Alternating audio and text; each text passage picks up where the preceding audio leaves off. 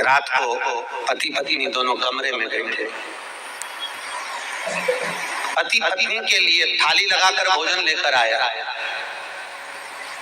भोजन और पति पत्नी से कहता ले भोजन कर ले ले खाना खा ले, रोटी खा ले, फल के। पत्नी ने कहा मम्मी पापा ने खाया? अरे मैं तेरे लिए लेकर आया हूँ, तू खाती क्यों नहीं है? ले खा। पत्नी बोली नहीं मम्मी सुबह से काम पर लगी हुई थी, पूरे घर का काम कर रही है, भूखी है अम्मा और उनको पहले खिला। अरे मम्मी ने खा लिया होगा तो तू खा, तेरे लिए लेकर आया हूँ। पापा ने तो कि पापा तो सो गए, ले तू खा। नहीं पहले पापा को रोटी खिला कराओ, मम्मी को रोटी खिला कराओ, जाओ भाई को पिता को भोजन कराओ, माँ को भोजन कराओ, उसके बाद मैं खा लूंगी।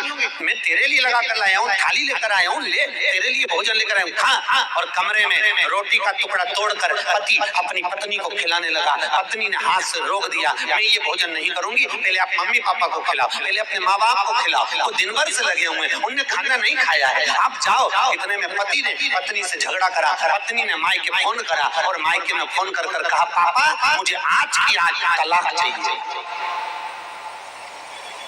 मुझे अभी की अभी तलाक चाहिए।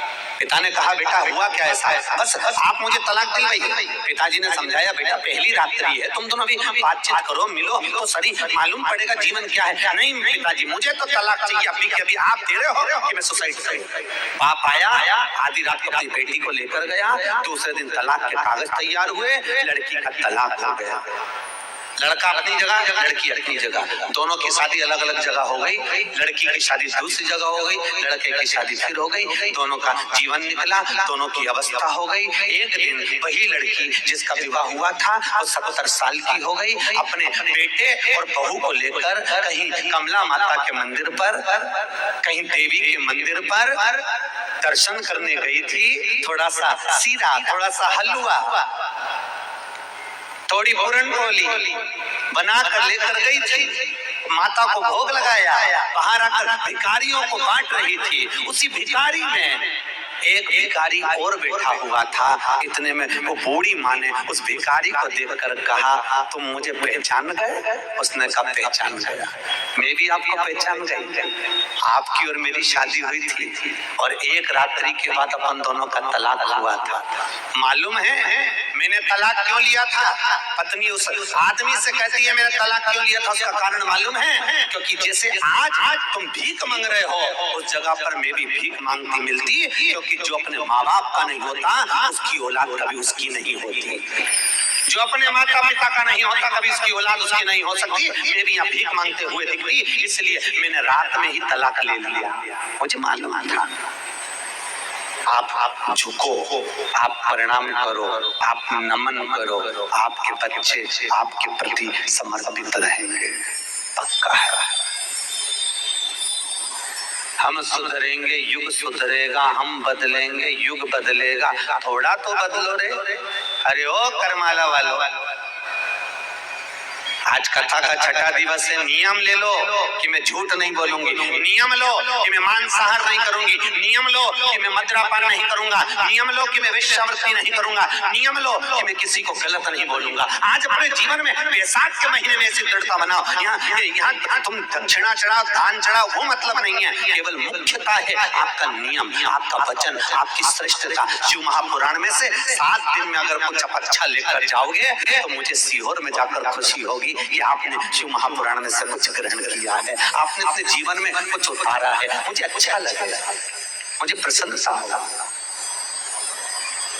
और मालूम पड़े जैसे थे वैसे की वैसी रहोगे तो घर के लोग कहेंगे ती कथा सुनी जैसी थी वैसी की वैसी। क्या मतलब, क्या मुंह न रहो, जैसे जैसे बुढ़ापा आते जाए थोड़ा मौन हो जाओ। क्या हो जाओ? मौन, चुप चुप चुप। बुढ़ापे में ज्यादा नहीं बोलना, मौन मौन चुप रहो। शिव ने बंद करे बालक अंधकासुर, और अंधकासुर जब हुआ पार्वती जी बोल रही हैं आपका पुत्र है, शंकर भगवान कह रहा मेरा पुत्र नहीं है, मेरे नयन अश्रु से प्रकट हुआ पर मैंने नेत्र बंद करे उसके बाद प्रकट होगा। दिन में आए तो उसका स्वागत है, रात को आए तो वो स्वागत के तुल्य नहीं है। मध्य रात्रि में क्यों आए, क्यों क्यों रात्रि की मध्यस्थता। हनुमान जी लंका में कब गए थे?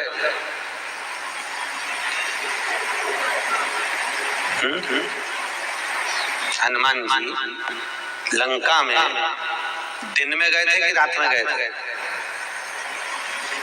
जब लंका में प्रवेश कर रहे थे, लंकन, आप लोगों ने रामायण सुनी है ना, हमको तो बोल रहे थे श्रेणी जी की यहाँ पर रामायण हुई है, जल्दी बोलो यहाँ रामायण हुई है तो बताओ जल्दी से। हनुमान जी लंका में कब गए थे, दिन में कि रात में? दिन में नहीं, रात में। तो एक बात ये बताओ, संत साधु गुरु देवतुल्य ये किसी के घर अगर जाते हैं तो दिन में जाते हैं कि रात में? संत तो दिन में जावे, गुरुजन तो दिन में जावे। हनुमान वो संत थे जिनको दिन में जाना था, पर हनुमान जी दिन में नहीं गए, हनुमान जी रात्रि में गए। रात में जाने का कारण से केवल हनुमान जी का ये था कि मैं रात को जाऊंगा, क्योंकि निशाचरों को पहचानना, गलत व्यक्ति कैसा है, सामने वाला व्यक्ति अच्छा है कि बुरा है, ये रात को ही मालूम पड़ सकता है। तुम भी जब यहाँ से रात को जाओगी ना रोड पे से, तो 2-4 तो किनारे पे पड़े पड़े मिल जाएंगे, मालूम पड़ता अच्छा है कि बुरा। ये रात को दिन में नहीं मालूम, दिन में तो इतना बढ़िया टीकी बिंदी सब लगा के बढ़िया चकाचक, पर रात के मालूम पड़ेगी ये क्या। हनुमान जी प्रवेश और कोई साधारण हनुमान नहीं है, अभी आप कथा में सुनेंगे वो साधारण प्रवेश कर रहा रात्रि। भगवान कह रहे हैं मेरे नेत्र बंद करने के बाद प्रकट हुआ, इसको मान्यता नहीं दूंगा मैं। माता पार्वती कह रही है मैं इसको गोदी में लेती हूँ, मेरा पुत्र है। भगवान शंकर ने कहा पार्वती एक बार भगवान विष्णु को तूने गोदी में लिया था तो बद्रिकाश्रम देना पड़ा था, दूसरी बार फिर गोदी में लेगी फिर तो कुछ ना कुछ देना पड़ेगा, मैं तुझे गोदी में नहीं लेने दूंगा। और माता पार्वती ने उसको पुत्र की तरह गोदी में उठा लिया, हृदय से लगा लिया, और माता पार्वती से शंकर भगवान ने लेकर उस बालक को समुद्र में फेंक दिया। समुद्र में बालक गया, उसको हिरण्याक्ष ने उठा लिया, हिरण्याक्ष ने पाल पोस कर बड़ा करा, बालक बड़ा हुआ, हिरण्याक्ष के प्राण छूट गए, वराह भगवान ने उसके प्राणों को हर लिया। और जब बालक बड़ा हुआ उसने तप करा, तप कर कर ब्रह्मा जी से वर प्राप्त करा, ब्रह्मदेव मुझे वर दीजिए। ब्रह्मा जी ने कहा मांग तुझे क्या चाहिए? ब्रह्मा जी मुझे वर दीजिए, जिस दिन मैं अपनी माँ को गलत दृष्टि से देख लूं उस दिन मेरे प्राण छूट जाए, उस दिन मैं मरूंगा।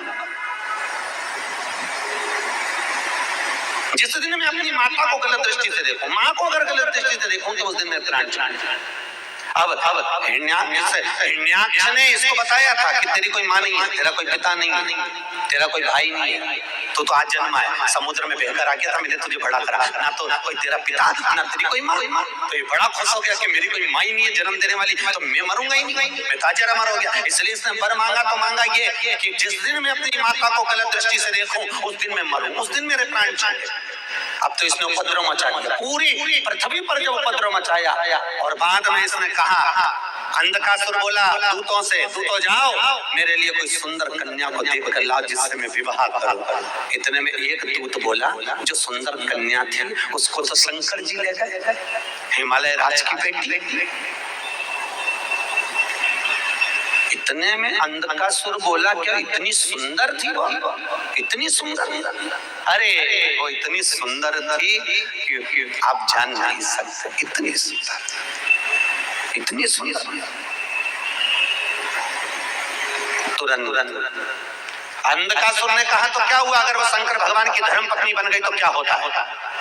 मैं उसको अपनी पत्नी बनाऊंगा और अंधकासुर माँ जगत जननी जगदम्बा अम्बा माँ देवी को उस पार्वती माता को देखने के लिए कैलाश पर चले गया।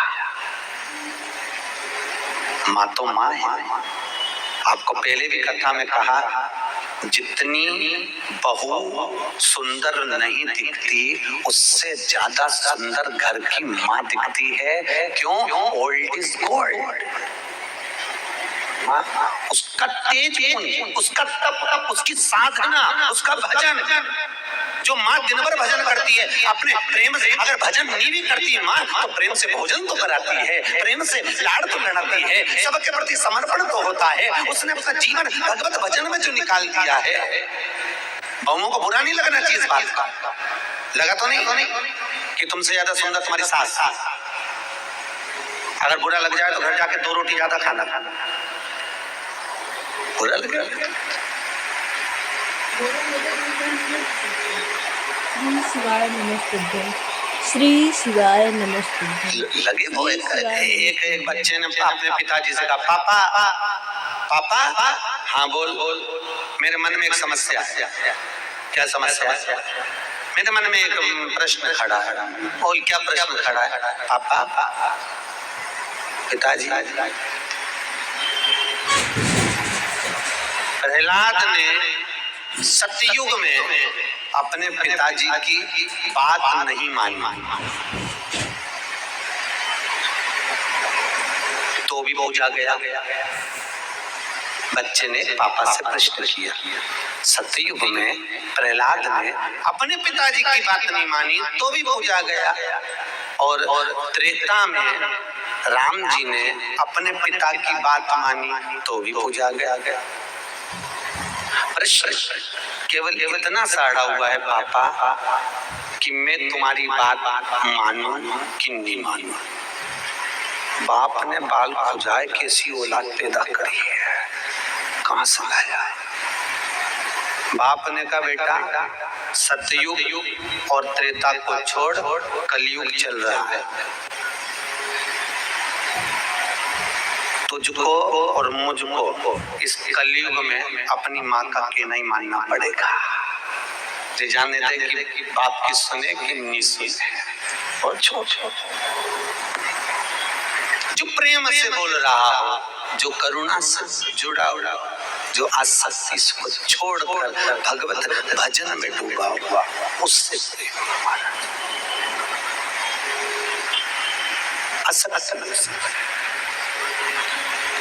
अब अंधकासुर ने जाकर माँ जगत जननी जगदम्बा को जो देखा, माँ इतनी सुंदर, इतनी सुंदर। अच्छा, शंकर जी ज्यादा सुंदर थे कि पार्वती ज्यादा सुंदर थी? जल्दी बोलो। अरे बोलो जम के, हैं? जम के बोलो, अच्छे सवाई नहीं आई। पार्वती। भाई लोग आपका क्या विचार है? ओ भाऊ बोलो तो सही, दोनों में सुंदर कौन था, पार्वती की शंकर? आज तो बोल लो भाई, जाने दो, आज ही तो मौका मिला है बोलने का, कल के बाद तो वापिस तुम्हारी हालत ढीली है। कहा बात शंकर और पार्वती में सबसे ज्यादा सुंदर कौन थे?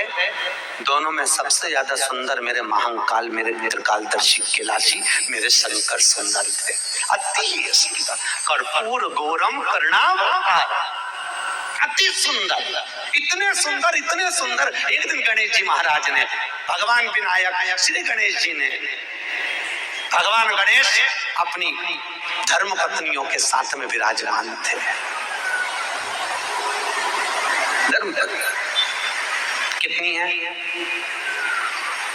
आपको कथा में बताया था ना, कितनी है? 5 धर्म पत्नियों के साथ विराजमान थे। और उसी समय गणेश जी महाराज से रिद्धि ने एक प्रश्न किया। चौथे नंबर की पत्नी गणेश जी महाराज, माता पिता शिव और पार्वती में सर्वश्रेष्ठ सुंदर कौन है? अति रमणीय, अति सुंदर।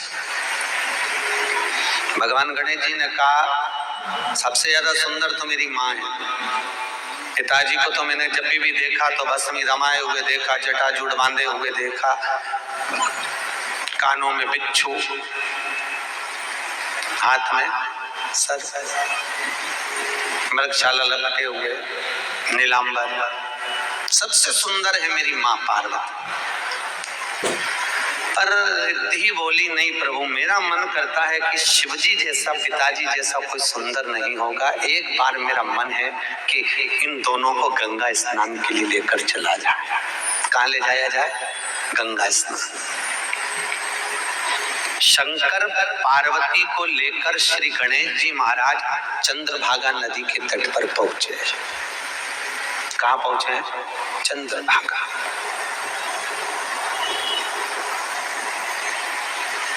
और चंद्रभागा नदी के तट पर पहुंचकर आज भगवान गणेश जी महाराज ने माता पार्वती और शिव जी से कहा, पिताजी आप इस घाट पर स्नान करिए और आप चक्र तीर्थ के पास स्नान करिए। जाइए, आप पहुंचिए। महाराज हरि विठल के मंदिर के सामने से जो रास्ता चंद्रभागा नदी को जाता है, करें दर्शन आप लोग? अरे बोलो तो गए हो? सामने जो रास्ता जाता है, रास्ते पर आप सीधे नदी के सम्मुख में जब पहुंचेंगे तो लेफ्ट का जो भाग है वो निर्मल घाट है और राइट का जो भाग है वो चक्रतीर्थ घाट है चंद्रभागा। स्कंद पुराण अगर आपने सुनी हो तो स्कंद पुराण में ब्रह्मखंड के अंदर आपको चंद्रभागा नदी का प्रमाण मिलेगा। ब्रह्मखंड चक्र, आप इधर स्नान करिए। शंकर भगवान, पार्वती तो नहाने जाती, उतनी देर में भगवान भूत बावन भूतेश्वर भोलेनाथ चंद्रभागा में कूदे और चंद्रभागा नदी में जैसे स्नान कर कर मेरे शंकर बाहर निकले, निकलते से गणेश जी महाराज का तो हृदय जल गया, गणेश जी का चित्त जल गया, मन जल गया। गणेश जी का हृदय जला। भगवान शंकर को देखकर गणेश जी का मन जला। इतने में सिद्धि ने, भगवान गणेश जी महाराज के 5वें नंबर की पत्नी सिद्धि बोल दी, प्रभु मैंने बोला था ना, रिद्धि सही कह रही थी, शिव जैसा कोई सुंदर नहीं। गणेश जी ने जाकर शंकर भगवान के हाथ जोड़े, विनती करी, पिताजी मैंने आपसे अपनी जिंदगी में कभी कुछ नहीं मांगा। चंद्रभागा नदी के तट पर पिता भोलेनाथ से, भगवान शंकर से गणेश जी ने वर मांगा। गणेश जी महाराज ने पूरी पुराण उठा के देख लो, सारे शास्त्र उठाकर देख लो, गणेश जी ने लोगों को दिया है, कभी मांगा नहीं है। अष्ट सिद्धि नवनिधि के दाता भगवान श्री गणेश जी महाराज रिद्धि सिद्धि के प्रतीक आनंद लेने वाले, वो दुनिया को दिए हैं पर मांगा नहीं। पर चंद्रभागा नदी के तट पर पांडुरंगा हरि विठल की साक्षी में भगवान गणेश जी महाराज ने वहां पर अपने पिता से मांगा, शंकर से मांगा, भोलेनाथ से मांगा।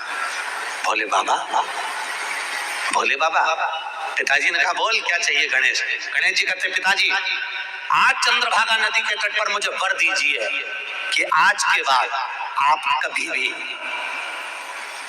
भी बिना भस्म के, बिना मृगछाला के, बिना जटाजूट के नहीं दिखोगे। शंकर भगवान ने पूछा क्यों? कारण बता।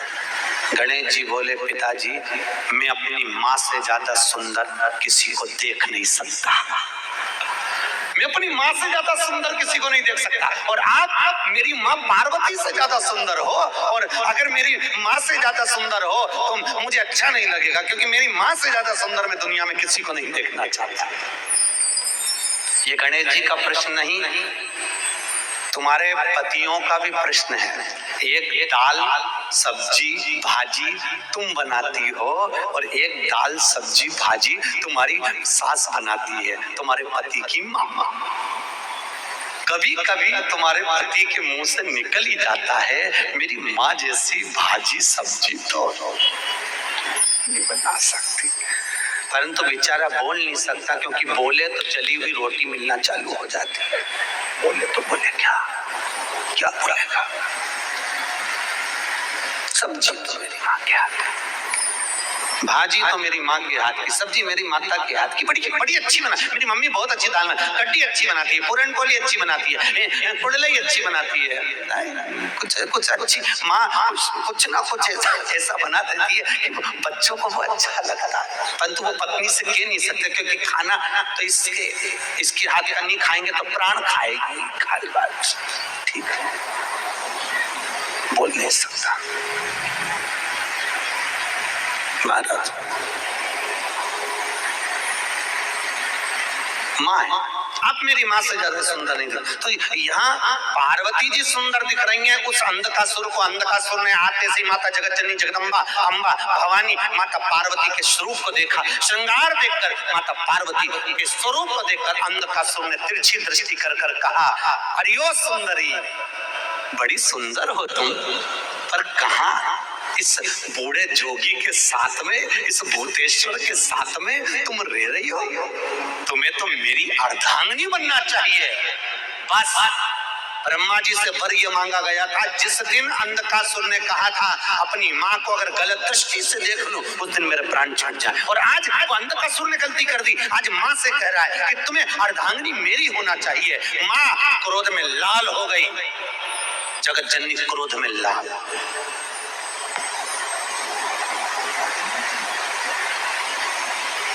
पति की निंदा या स्वयं के सात्वित्व को जब गलत किया जाता है तो फिर क्रोध आ ही जाता है। क्रोध हो गया, क्रोध में लाल, और माँ ने अपनी लाल दृष्टि से उस अंधकासुर को जो देखा, इतने में भगवान भूतनाथ भूतेश्वर तुरंत आकर खड़े हो गए। शंकर भगवान ने माता पार्वती को आद्य शक्ति का फल प्रदान करा। प्रदान करते थे शिव और शक्ति ने उस अंधकासुर का अंत करा। देवताओं ने पुष्पों की वृष्टि करी, गंधर्व गान करे, अप्सरा नृत्य करी, चारों तरफ सुख समाहित हो गया। हर हर महा भगवान शंकर आनंद की राशि हो गए। अंधकासुर के प्राण छूटे गया। अंधकासुर समय आया, भगवान शंकर भगवान पार्वती के साथ विराजमान हुए। देवता और राक्षसों ने मिलकर समुद्र का मंथन किया। मंथन में सबसे पहले अगर कुछ प्राप्त हुआ तो वो गौ माता प्राप्त हुई। मंथन में सबसे पहले क्या निकली है? जम के बोलिए, गौ माता। बहुत समय की पक्की होती है गौ माता। समय की, आप समय के पक्के नहीं हो।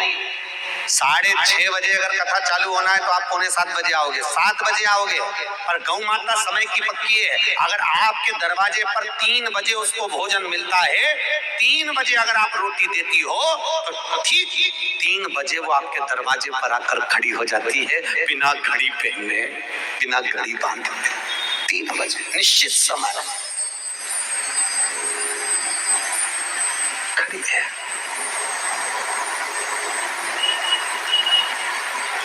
आप गाय को रोटी दे रहे हो, गाय आपको क्या दे रही है? अरे बोलो तो सही, क्या दे रही है? आपको पहले भी कथा में कहा गया, 3 को देने से कभी नहीं घटता। गौ माता को देने से नहीं घटता, संत ब्राह्मण को देने से नहीं घटता, और आपको कहा था बहन बेटी को देने से नहीं घटता, बढ़ता है। देवोगे कभी नहीं घटेगा, बढ़ेगा। और तुम जितनी ज्यादा कंजूसाई से बहन बेटी से बचा बचा के रखोगी, छुपा छुपा के रखोगी, गाय से छुपा कर रखोगी, संत ब्राह्मण से बचा बचा कर रखोगी, वो किसी काम का नहीं रहेगा। एक दिन सब धरा क्या पूरा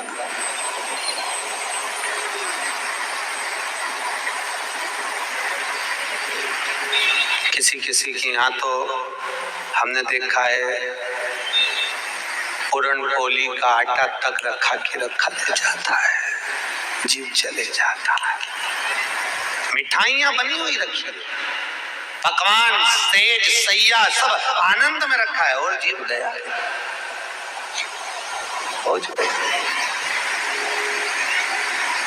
छोड़ा किस काम। इसलिए महाराज क्या मान करे रे काया का, ये काया माटी मिल जाएगी, राम भज लो, राम भज लो, हरि का नाम भज लो। बड़ी मुश्किल से मिलता है, बहुत कठिन। शिव महापुराण की कथा करमाला वालों अगर मिली है तो बड़ी मुश्किल से मिली है। तुम्हारे पूर्व का पुण्य, शंकर भगवान की आराधना, त्रिपुंड जो धारण करा। मेरे को लगता है करमाला में कई माताएं लिंगायत संप्रदाय से जुड़ी हुई हैं, शंकर की आराधना करती हैं, शिव की आराधना। शंकर ने करुणा करी है, दया करी कि मिलती है शिव नाम की कथा कभी कभी, होती है अपने भाग्य से शिव पुराण कभी कभी। दौलत को पाके तुम कभी अभिमान ना करो, दौलत को पाके तुम कभी। वाणी बता देती है व्यक्ति का कि स्वभाव क्या है, धन बता देता है व्यक्ति का कि अहंकार कितना है। दौलत को पाके तुम कभी अभिमान ना करो, माटी में मिल जाती है दौलत कभी कभी, होती है अपने भाग्य से शिव पुराण कभी कभी। बेटों को पाके तुम कभी अभिमान ना करो, मेरा बेटा ये, मेरा बेटा वो, नहीं करना अभिमान। बेटा आपका है, और बेटों से भी निवेदन कभी अभिमान मत करना कि मैं कुछ कर दे रहा हूं। अपने माता के पिता को मैंने कुछ कर दिया, नहीं। बन जाते हैं पड़ोसी ही बेटा कभी कभी, बेटी को पाके तुम कभी अभिमान ना करो।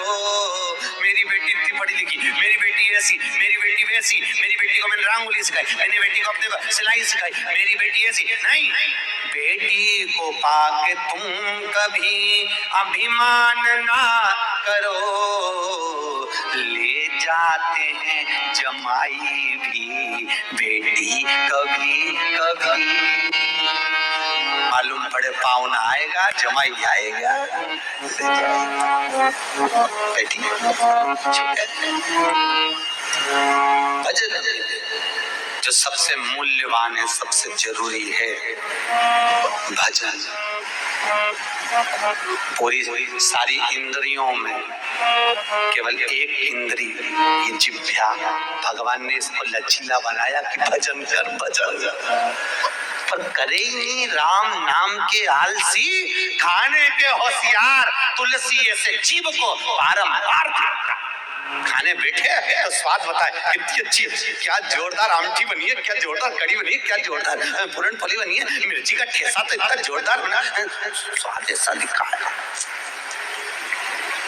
स्वाद तुरंत बताए जीवन। और भजन करने बिठा दो उतनी देर में बोल जिह्वा हरी हरी, थोड़ी देर भजन करने बैठे में राम राम पांडुरंग पांडुरंग। श्री शिवाय नमस्तुभ्यं, श्री शिवाय नमस्तुभ्यं, श्री शिवाय नमस्तुभ्यं, श्री शिवाय नमस्तुभ्यं। सो रही है तो ऐसी ऐसी काय को कर रही, पांडुरंगा भाग रिया तो बुला रही, भगवान भगवान।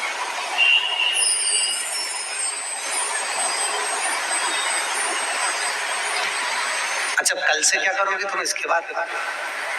कल कथा समापन हो जाएगी, अच्छा लगेगा? अरे बोलो तो सही। वही तो, अब कथा पूरी होने के बाद जो कथा में नहीं आई ना, उससे जाके कि ना तेरा क्या होगा रे कालिया, पूछ ले सकता, उससे पूछना तेरा होगा क्या। ना राम नाम लीनो तूने भरी जवानी में, तू डूब के मर जा रे। आगे बोलो, चुल्लू भर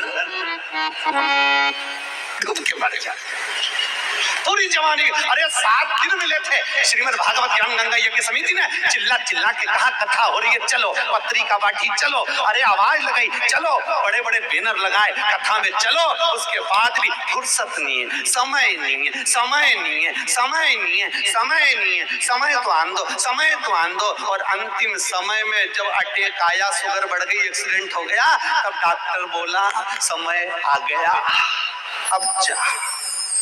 तब कमला, तुम चिंता मत करना जीजियो। अरे ये कमला करमाला वाली हो, बिल्कुल चिंता मत करना, कमला माई बैठी है, चिंता करने की जरूरत नहीं है। ये सब लोग बोल रहे थे हमारे यहाँ सूखा पड़ा हुआ है महाराज, पानी नहीं है, पानी नहीं है। हमने कहा पानी की कमी नहीं है, केवल दुनिया के लोगों के व्यवहार में पानी कम पड़ गया, इसलिए कमला माई ने पानी देना कम कर दिया।